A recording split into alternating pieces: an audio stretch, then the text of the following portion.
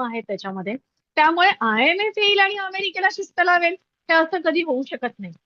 शिस्त लावायची तर ती त्यांनाच लावून घ्यावी लागेल. अशी दुसरी कुठली ऑर्गनायझेशन आहे का की जी यांना सांगेल की पैसे मिळतील पण आर्थिक शिस्त आणा तुमच्याकडे म्हणून? आता जी ब्रिक्सने केलेली डेव्हलपमेंट बँक आहे ना, हा. तिथेच पैसे त्यांना मिळू शकतील ते ब्रिक्स मध्ये आले तर.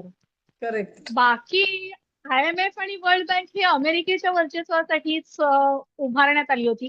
म्हणजे जेव्हा 1945 ला ब्रेटन वूड सिस्टम अस्तित्वात आली त्याच्यामध्ये हे हा. सगळे आर्थिक धोरणांच्या बाबतीतले निर्णय होते. तर हा. इकॉनॉमिक JM केन्सचं नाव खूप मोठं होतं तेव्हा पहिल्या दुसऱ्या हा. महायुद्धाच्या वेळेस.